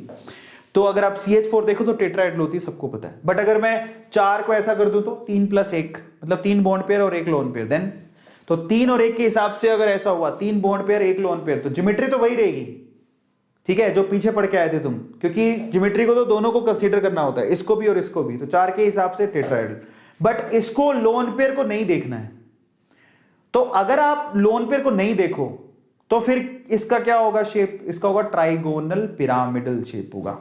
NH3 इसका मैंने आपको पहले ही बता दिया था। देखो ये लोन पेयर हो गया, ये बॉन्ड पेयर आपके हो गए है, तो सबको टेट्राहेड्रली अरेंज किया आपने, लेकिन इसको नहीं देखना आपको, अब भूल जाओ। अब आप देखो सिर्फ ये क्या है? ये पिरामिड के जैसा है, ये ऐसे है। अब देखो ऐसे दिखाई दे रहा है, ये ऐसे है। यस। अब हम चलते हैं आगे। फिर है AB2L2 मतलब 2 bond pair 2 lone pair. In that case 2 he bond pair है 2 ही लोन पेयर है, ज्योमेट्री को तो चारों को कंसीडर करना है, तो टेट्राहेड्रल, लेकिन जो शेप होगी वो बेंट होगी। S2 एग्जांपल है, ऐसा क्यों हुआ जरा खुद ही सोचो। अब आप टेट्राहेड्रल लगा दो इसको, लेकिन लोन पेयर तो कंसीडर नहीं करने आपको, इसको छोड़ दो। तो पीछे ये कैसा दिख रहा है? ये बेंट या इनवर्स V शेप या V शेप। AB5 पर आते हैं। AB5 में टोटल 5 बॉन्ड पेयर है, लेकिन 0 लोन पेयर है, तो उस हिसाब से ज्योमेट्री और शेप बराबर होगी। 5 को कैसे अरेंज करोगे? Trigonal bi pyramidal. 3 और 2 5 हो गए, ट्राई माने 3, बाई माने 2, 5 हो गए। शेप भी वही होगी। PCl5 एग्जांपल हो गया। That's very easy. तो इन दैट केस आप इस तरह से अरेंज करते हो, ट्राइगोनल 3 तो आप ट्राइंगल पे डालते हो, एक ऊपर और एक नीचे। समझ में आ गया? सो आपको ध्यान रखना, दैट्स वेरी इजी, ठीक है। चलिए अगला है तुम्हारे पास एग्जांपल AB4L मतलब 4 बॉन्ड पेयर है और 1 लोन पेयर है। इन दैट केस ज्योमेट्री शेप के बराबर नहीं होगी। और 4 और 1 का जो कॉम्बो है 41, इस पे सीसो शेप होती है, जो कि बहुत इंपॉर्टेंट आपको ध्यान रखनी है। हालांकि ज्योमेट्री वही होगी trigonal bi pyramidal, but shape change हो जाएगी, दैट इज सीसो। SF4 उसका एग्जाम्पल है। आप 41 स्ट्रीट नंबर 41 से मैंने एग्जाम्पल भी बताया था। तो सीसो इसका शेप बनेगा। अब आप देखो एक्चुअली सीसो मतलब ये समुद्री घोड़े के जैसा लगता है, मतलब पीछे देखो ये लॉन पेयर है, ठीक है, और ये आपके 4 टांगे हैं उसकी। समझ में आ गया? तो ये सीसो शेप बनती है इसकी। That's very very very important. अब अपन और एग्जांपल लेते हैं। AB3L2 मतलब 3 बॉन्ड पेयर और 2 लोन पेयर हो, तो ऑब्वियसली लोन पेयर आया गया, तो इसका मतलब ज्योमेट्री शेप के बराबर नहीं होगी। ज्योमेट्री को तो 5 को कंसीडर करना है, लेकिन शेप लोन पेयर को नहीं देखेगी, वो सिर्फ बॉन्ड पेयर को देखेगी। तो ट्राइगोनल बाई पिरामिडल यहां पर शेप क्या बनेगी? T shape. एग्जांपल के तौर पे ClF5 और ClF3। तो यहां पर क्या हुआ? एक क्लोरीन है, एक क्लोरीन ऊपर एक नीचे एक यहां पर, और 2 लोन पेयर पीछे। अब लोन पेयर को तो आपको देखना नहीं है, तो इस हिसाब से क्या बन रहा है? T शेप बन रही है। क्लियर है? अगला एग्जांपल Ab2L3, मतलब 2 बॉन्ड पेयर 3 लोन पेयर, तो 2 bond pair 3 lone pair, geometry तो वही रहेगी ट्राइगोनल पिरामिडल, लेकिन बॉन्ड पेयर को देखना है तुम्हें। XeF2 एग्जांपल है 3 लोन पेयर कैसे लगाए? ट्राइगोनली 3 लोन पेयर लगा दिए, पर एक बॉन्ड पेयर ऊपर एक बॉन्ड पेयर नीचे, तो ये लीनियर स्ट्रक्चर हो गई इसकी। दिखाई दे रहा है सब लोगों को? लीनियर। अगले में चलते हैं AB6, मतलब टोटल आपके पास 6 बॉन्ड पेयर है, लोन पेयर एक भी नहीं है, तो इन दैट केस शेप ज्योमेट्री के बराबर होगी, ऑक्टाहेड्रल। दिख रहा है? SF6 एग्जांपल हो गया, 6 के 6 इलेक्ट्रॉन यूज कर लिया, ऑक्टाहेड्रली अरेंज करोगे इसको। समझ में आ गया? इसमें क्या होता है, एक स्क्वायर में 4 अरेंज करें, एक ऊपर और एक नीचे, दैट्स वेरी सिंपल। बट अगर आप इसको AB5 1 में कर दो तो मतलब 5 बॉन्ड पेयर और एक लोन पेयर में कंसीडर करो तो अब आप देखो यहां पर, क्योंकि लोन पेयर आ गया तो ज्योमेट्री शेप के बराबर नहीं होगी।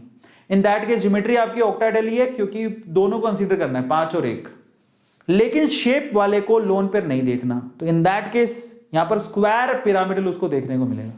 मतलब एक तो लोन पेयर है तो इसको देखना नहीं है, तो ये क्या है? ये देखो, एक तो स्क्वायर है और एक पिरामिड है, तो स्क्वायर पिरामिड BF5 एग्जांपल हो गया। यहां पर एक और है, जैसे कि AB4L2, मतलब 4 बॉन्ड पेयर और 2 lone pair, in that case shape geometry के बराबर नहीं होगी। ज्योमेट्री को तो दोनों कंसीडर करना है, 4 और 2 6 होते हैं ऑक्टाहेड्रल, लेकिन शेप चेंज हो जाएगी। तो यहां पर 2 लोन पेयर, एक ऊपर होगा एक नीचे, तो स्क्वायर प्लेनर स्ट्रक्चर बनेगी। XeF4 एग्जांपल है, सर आप चेक करो। ये देखो 4 फ्लोरीन, मतलब इसको बनाना चाहो तो दैट्स वेरी इजी, मैं बहुत बार करा चुका हूं, जिसको अच्छे से प्रैक्टिस है उसके लिए कुछ भी नहीं है। तो यहां पर क्या है, ये Xe है, उसके चारों तरफ आपने क्या कर रखा है, फ्लोरीन लगा रखे हैं इस तरह से, एक स्क्वायर के अंदर, ये फ्लोरीन, ये फ्लोरीन, ये फ्लोरीन और ये फ्लोरीन, एक ऊपर और एक नीचे। ऊपर और नीचे क्या लगा हुआ है, लोन पेयर, तो ये लोन पेयर है और ये लोन पेयर है, जिसे हमें चेक देखना है नहीं। Is this clear? ये इस तरह से होगा, तो स्क्वायर प्लेनर उसकी स्ट्रक्चर हो गई। तो ये इस तरह से होता है, ठीक है। अभी हमारे पूरा खत्म नहीं हुआ है, अब हम क्या करने वाले हैं, अभी वेस्पर खत्म है, VBT करना है और MOT करना है, फिर चैप्टर खत्म।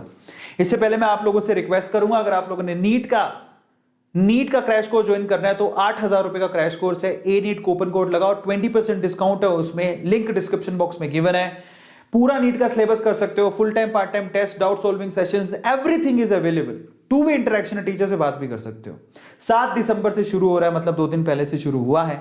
आप उस बैच को ज्वाइन करिए, A-NEET कूपन कोड है, लगाइए और ज्वाइन करिए, है ना। चलिए अब चलते हैं VBT की तरफ। Valence bond theory, valence bond theory आपको बताती है कि बेसिकली बॉन्ड की ओरिएंटेशन क्या है, मतलब बॉन्ड कैसे बन रहा है। वैलेंस बॉन्ड थ्योरी ये बताती है। तो ये कहता है कि किसी भी 2 एटम के बीच में जो बॉन्ड बनते हैं तो उसमें सबसे पहले ऑर्बिटल्स ओवरलैप करते हैं। समझ में आ गया? तो यहां पर ऑर्बिटल्स की ओवरलैपिंग को बताया गया। ये कहती है कि ऑर्बिटल ओवरलैप करने के बाद ही यहां पर बॉन्ड की फॉर्मेशन होती है। जैसे कि अगर मान लो कि हाइड्रोजन के बीच में बॉन्ड बन रहा हो तो कैसे बनेगा, तो ऐसे बना है कि एक हाइड्रोजन अपना 1s के अंदर एक इलेक्ट्रॉन लेके आता है, दूसरा हाइड्रोजन अपना 1s के अंदर एक इलेक्ट्रॉन लेके आता है, दोनों एक दूसरे को ऑर्बिटल्स ओवरलैप करते हैं और जो ओवरलैपिंग एरिया है उसमें दोनों इलेक्ट्रॉन शेयर होते हैं। ऐसे करके कोवलेंट बॉन्ड बनता है। समझ में आ गया? अब आगे भी चलो। Overlapping orbitals must have same sign and orientation. ये ओवरलैपिंग ऐसी ही नहीं होती है, ओवरलैपिंग के भी तरीके होते हैं। मतलब PZ से ओवरलैपिंग कर सकता है। समझ में आ गया? और उसमें भी ओरिएंटेशन सेम होनी चाहिए, उसमें भी प्लस के साथ ओरिएंटेशन में ओवरलैपिंग कर सकता है, लेकिन प्लस माइनस के साथ नहीं कर सकता ओवरलैपिंग। समझ में आ गया? तो ये करेक्ट ओवरलैपिंग है, कोई प्रॉब्लम नहीं है। लेकिन ये इनकरेक्ट ओवरलैपिंग है, मतलब ये प्लस माइनस के साथ ओवरलैपिंग नहीं कर सकता, दैट इज इनकरेक्ट। मतलब आपकी साइन और आपकी ओरिएंटेशन प्रॉपर होनी चाहिए, तभी ओवरलैपिंग होगी और तभी बॉन्ड बनेगा। और एक और बात, PX PY के साथ कभी भी ओवरलैपिंग नहीं कर सकता। Is this clear? तो आपको छोटी छोटी चीजें ध्यान रखनी है। अब types of bond based on overlapping, 2 तरह के बॉन्ड होते हैं। कौन से? एक तो बनते हैं हेड ऑन ओवरलैपिंग से, मतलब ऐसे एक ऑर्बिटल ऐसे आ रहा है, एक ऐसे आ रहा है, दोनों ने एक दूसरे को पकड़ लिया, so there is a head on overlapping. समझ में आ गया? हेड ऑन ओवरलैपिंग से सिग्मा बॉन्ड बनता है, जबकि लेटरल ओवरलैपिंग, मतलब कोई अगर ऐसे ही आ रहा हो, 2 ऑर्बिटल ऐसे आ रहे हो, तो इन दैट केस लेटरल ओवरलैपिंग से क्या बनता है, पाई बॉन्ड। सो साइड में या लेटरल ओवरलैपिंग से आपके पास क्या, पाई बॉन्ड बनते हैं। और sigma bond is more stronger than pi bond, आपको ध्यान रखना है, स्ट्रॉन्गर होते हैं, वो वीकर होते हैं। Is this clear? यस।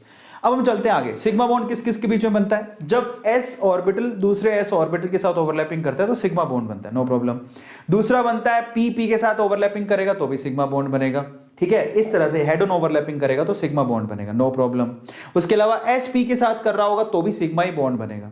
तो सिग्मा बॉन्ड कब कब बनता है? जब एस एस के साथ ओवरलैपिंग करे, पी पी के साथ, एस पी के साथ, तब आपका सिग्मा ही बॉन्ड बनेगा। नाउ पाई बॉन्ड कब बनता है? जब पी पी के साथ साइड में ओवरलैपिंग करे, ऐसे। समझ में आ गया? ये देखो, ये साइड में ओवरलैपिंग है, दिखाई दे रहा है, तो यहां पर पाई बॉन्ड की फॉर्मेशन हो रही है। अब चलते हैं हाइब्रिडाइजेशन के कॉन्सेप्ट पर। हाइब्रिडाइजेशन कॉन्सेप्ट बड़ा इंटरेस्टिंग है, ये आपको हाइब्रिड ऑर्बिटल बना के देता है। कहता है कि better to use hybrid orbital, जिससे एनर्जी और शेप जो ऑर्बिटल्स की है वो सेम आ जाएगी, तो आपकी प्रॉब्लम्स कम होंगी बॉन्डिंग करने में। समझ में आ गया? ये खास बात है, मतलब यहां पर इंटरमिक्सिंग होती है ऑर्बिटल की। ये हाइब्रिडाइजेशन का कॉन्सेप्ट है जो आपको हाइब्रिड ऑर्बिटल बना के देता है। मतलब अगर आप एक एस को मिक्स करोगे एक पी के साथ, तो दो आपको हाइब्रिड ऑर्बिटल बना के देगा। समझ में आ गया? दो हाइब्रिड ऑर्बिटल बना के देगा, और वो दो हाइब्रिड ऑर्बिटल होंगे बेसिकली इक्विवेलेंट एनर्जी और इक्विवेलेंट शेप के होंगे, जो इस तरह से अरेंज हो जाएंगे। कैसे? एक उधर एक इधर, लीनियरली अरेंज हो जाएंगे, जिससे आपको बॉन्डिंग करने में आसानी होगी, रिप्रेजेंटेशन इजी हो जाएगा। अच्छा, अब हाइब्रिडाइजेशन कैसे निकालते हैं, मैं आपको शॉर्ट तरीका बताता हूं। उसमें सिर्फ इतना देखना होता है कि सेंट्रल एटम के पास कितने एटम अटैच्ड है, पर उसके पास कितने लोन पेयर है, दैट्स इट, और कुछ नहीं देखना। अब मजे की बात, आपको सिर्फ ये फॉर्मूला याद रखना है, number of atom attach plus lone pair. Central atom के पास कितने एटम अटैच है प्लस लोन पेयर कितने हैं। अगर ये टोटल नंबर आता है 2, तो हाइब्रिडाइजेशन होगी sp, एक s एक p, ज्योमेट्री होगी लीनियर, आपको ध्यान रखना है। अगर ये नंबर आता है 3, तो हाइब्रिडाइजेशन होगी sp2, और ज्योमेट्री क्या होगी? Trigonal planar. अगर हाइब्रिडाइजेशन यहां पर नंबर टोटल आता है 4, तो ये sp3, ज्योमेट्री क्या होगी? टेट्राहेड्रल। अगर ये नंबर आता है 5, तो sp3d, ज्योमेट्री क्या होगी? Trigonal bipyramidal. और अगर आप नंबर आता है 6, तो sp3d2, और ज्योमेट्री क्या होगी? ऑक्टाहेड्रल। मजे की बात, ज्योमेट्री लोन पेयर बॉन्ड पे दोनों काउंट करती है, हाइब्रिडाइजेशन भी लोन पेयर बॉन्ड पे दोनों को काउंट करता है। तो इनके अंदर बड़ी ही क्या है, अच्छी वाली रिलेशनशिप है हाइब्रिडाइजेशन एंड ज्योमेट्री की। ज्योमेट्री इतनी तरह की होती है, समझ में आ गया? शेप बहुत तरह की हो सकती है, लेकिन ज्योमेट्री 1 2 3 4 5 ही तरह की होती है। तो ज्योमेट्री 5 ही तरह की होती है, आपको ध्यान रखना है। मतलब जो आपके सिलेबस में है इससे ऊपर कोई नहीं है। जैसे एग्जांपल के तौर पे मीथेन, तो अगर आप देखोगे एग्जांपल दिया है यहां पर, हाइब्रिडाइजेशन का कॉन्सेप्ट का एग्जांपल दिया हुआ है कि कार्बन को अगर आप देखोगे तो कार्बन का इलेक्ट्रॉनिक कॉन्फ़िगरेशन क्या होता है? 1s2 2s2 2p2। अब यहां तो 2 ही इलेक्ट्रॉन दिख रहे हैं अनपेड, तो अगर इनको बॉन्ड बनाने हैं तो यहां पर अनपेड इलेक्ट्रॉन 2 ही है, तो 2 ही बॉन्ड बन सकते हैं। अब इसको एनर्जी अगर मिली तो क्या होगा? ये एक इलेक्ट्रॉन यहां शिफ्ट हो जाएगा, तो अब इसके बाद 4 अनपेड इलेक्ट्रॉन हो जाएंगे। ये एक्साइटेड स्टेट में हो गया। अब क्या होगा? अब 4 अनपेड इलेक्ट्रॉन जो दिख रहे हैं वो अलग अलग ऑर्बिटल में, ये तो s के अंदर है, बाकी तीनों p के अंदर, तो 9 साफी हो गई। तो बेटर क्या है? इस s को लो, इन 3 p को लो, मिक्स करो, sp3 हाइब्रिड 4 ऑर्बिटल पैदा करो और स्ट्रक्चर बनाओ। समझ में आ गया? तो यहां पर जब कार्बन 4 हाइड्रोजन के साथ बॉन्ड बना रहा होता है तो हाइब्रिड ऑर्बिटल यूज कर रहा होता है। समझ में आ गया? अब हम चलते हैं MOT के ऊपर, molecular orbital theory, and that's very interesting. देखो, मॉलिक्यूलर ऑर्बिटल थ्योरी VBT से बिल्कुल अलग है। मॉलिक्यूलर ऑर्बिटल थ्योरी क्यों आई पिक्चर में? क्योंकि एक मॉलिक्यूल है ऑक्सीजन। अब ऑक्सीजन O2 जिसमें टोटल इलेक्ट्रॉन होते हैं 16। VBT के आने तक तो लोगों को यही पता था कि इवन नंबर ऑफ इलेक्ट्रॉन मतलब वो क्या होगी? इवन नंबर ऑफ इलेक्ट्रॉन मतलब डायमैग्नेटिक। तो ऑक्सीजन को लोग डायमैग्नेटिक मानते थे, लेकिन सच नहीं है। ऑक्सीजन एक्चुअली पैरामैग्नेटिक होती है, जिसको प्रूव किया था मॉलिक्यूलर ऑर्बिटल थ्योरी ने। अब ये कहता है कि अगर कोई मॉलिक्यूल बनता है तो सबसे पहले वहां पर क्या होता है? 2 एटॉमिक ऑर्बिटल आपस में मिक्स होके मॉलिक्यूलर ऑर्बिटल बनाते हैं। फिर मॉलिक्यूलर ऑर्बिटल बनते हैं, फिर उनके अंदर इलेक्ट्रॉन को डाला जाता है।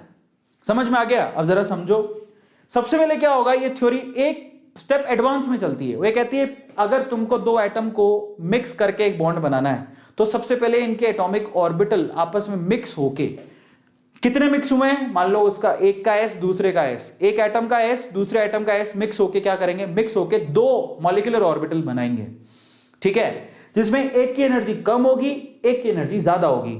मतलब अगर दोनों वो ऑर्बिटल ऐड हो गए तो बॉन्डिंग ऑर्बिटल बनेगा, सब्सट्रैक्ट हो गए तो एंटी बॉन्डिंग ऑर्बिटल बनेगा। तो जितने आप मिक्स करते हो उतने मॉलिक्यूलर ऑर्बिटल बनते हैं। समझ में आ गया?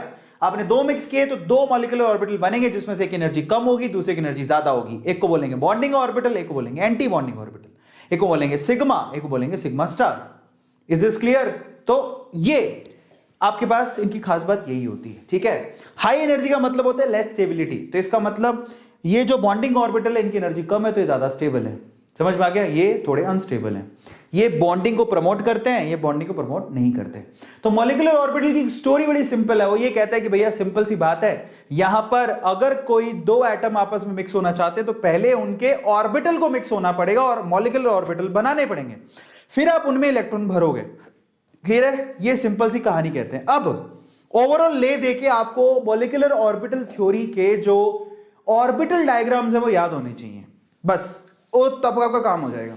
अगर मान लो कि आपके पास पूरे मॉलिक्यूल में टोटल इलेक्ट्रॉन 14 से कम है तो देयर इज अ कमी, इन दैट केस आपका जो ऑर्बिटल डायग्राम वो कैसा बनेगा ये आपको ध्यान रखना पड़ेगा। Now that's very interesting. अगर मैं बनाऊं इसको ढंग से तो कुछ यूं बनेगा, जैसे एग्जांपल देता हूं आपको, ध्यान से समझना। दो एटम है आपके पास, ठीक है, मैं यहां बना रहा हूं, तो दो एटम है आपके पास, ठीक है, मैं आपको 14 से कम वाले का बना के दिखा रहा हूं। तो दो एटम है, मान लेते हैं अपन, पहला एटम है जिसका ये 1s है और ये 1s है।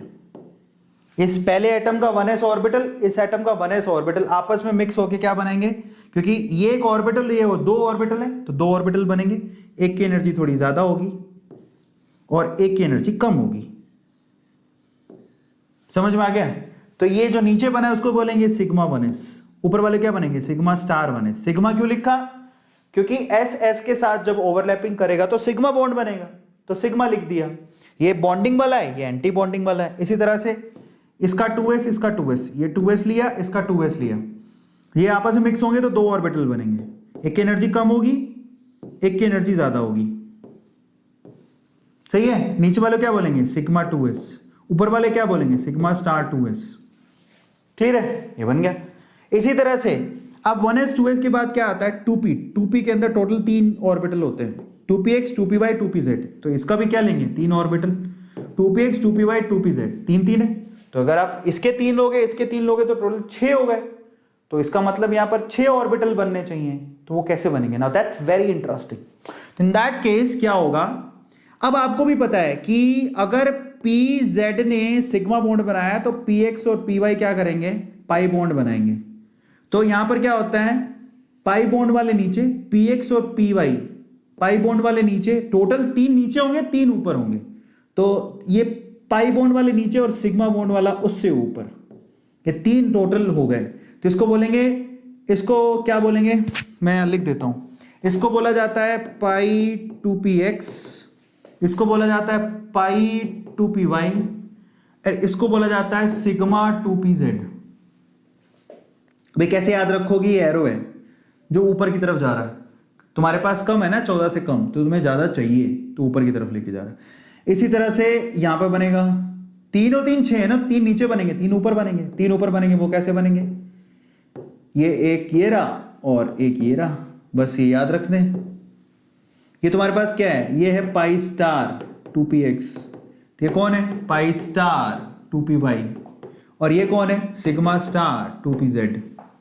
याद करने का तरीका, यहां पर भी आपको ऊपर ही लेके जा रहा है, तो ये ट्रायंगल ऊपर है, ट्रायंगल ऊपर ही लेके जा रहा है, ये 14 से कम है। समझ में आ गया? अब 14 से ज्यादा होता है तो ये इसको उल्टा कर देना, बस और कुछ नहीं है।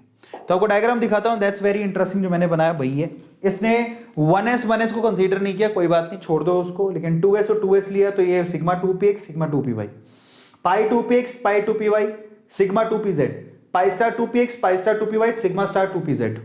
यहां पर ट्राइंगल दोनों ऊपर की तरफ है, जो अगर 14 से कम हो, जिसके पास कमी होती है वो क्या करता है, वो ऊपर की तरफ जाने की कोशिश करता है। ठीक है, ये तो हो गया 14 से कम वाले। नाउ विल टॉक अबाउट 14 से ज्यादा वाले।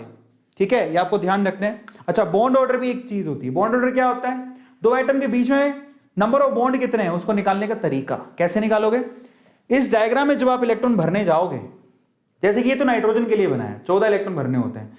देखो नाइट्रोजन में इसमें 7 इलेक्ट्रॉन, इसमें 7 इलेक्ट्रॉन, 14 इलेक्ट्रॉन कैसे भरोगे, तुमने 1s में सिग्मा 1s है, सिग्मा स्टार 1s में दो दो भर दिए, फिर दो यहां पे, तो दो नीचे 4 भर के आए थे, 4 ये रहे, 8 हो गए। फिर उसके बाद 9 10 11 12 13 14 हो गए। इस तरह से इलेक्ट्रॉन भरे जाते हैं। समझ में आ गया? आपको सिर्फ यहां ओफ बाउ रूल को फॉलो करना और कुछ नहीं। ठीक है, और बॉन्ड ऑर्डर से आप कैसे निकालते हो, number of bonding electron minus number of anti bonding electron divided by 2। बस इतना करना होता है और कुछ नहीं।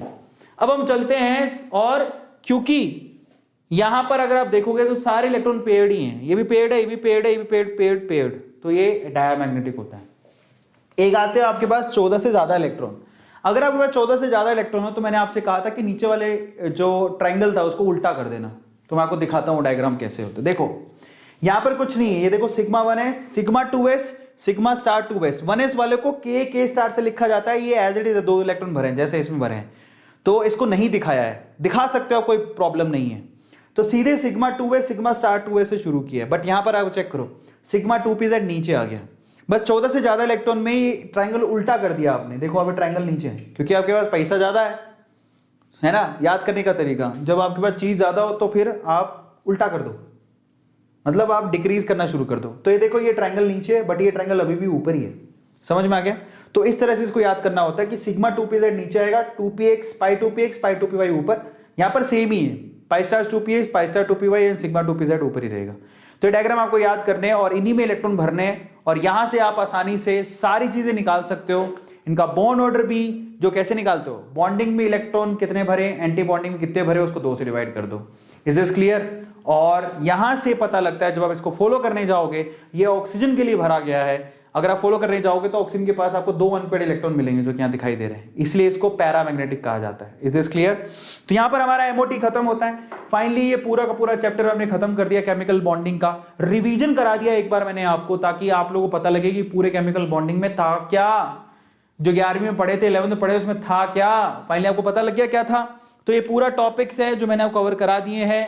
थैंक यू सो मच मेरे प्यारे बच्चों। मैं आपसे अभी भी कहूंगा कि अगर आप नीट का क्रैश कोर्स लेना चाहते हो तो 8,000 रुपए का क्रैश कोर्स है, you can avail it. A NEET coupon code है, 20% डिस्काउंट है, और आप जा सकते हो। 7 दिसंबर से शुरू हुआ है, ए नीट कूपन कोड है, जाओ फटाफट से ज्वाइन करो। एंड अगर आप लोगों ने हमारी ऐप को डाउनलोड नहीं किया तो कर लेना, काम आएगी। एंड अगर आप चाहते हो कि नीट के रिजल्ट में आपकी भी फोटो आए इनके जैसे, तो आप हमारे वेदांतु क्लासेस को जरूर ज्वाइन करो। और टेलीग्राम ग्रुप है हमारा, वेदांतु नीट ऑफिशियल हमारा टेलीग्राम ग्रुप है, इसको ज्वाइन करो, है ना। उसमें आपको सारी पीडीएफ वगैरह अवेलेबल होंगी। एंड फाइनली गाइस, अगर आप लोगों ने अभी तक सब्सक्राइब नहीं किया है तो चैनल को सब्सक्राइब जरूर कर लेना। Thank you so much, good night, आराम से अब जाके सो जाओ। बहुत बहुत शुक्रिया आप लोगों का, आप लोगों ने पेशेंसली देखा। जितने बच्चे थे, बस भगवान करे सबको भला हो, फायदा हो, और शेयर जरूर करना ताकि बाकी बच्चों को भी पता लगे कि भैया केमिकल बॉन्डिंग हमने एक शॉट में खत्म कर लिया। Thank you so much, good night, आराम से सो जाओ, बाय, गुड नाइट।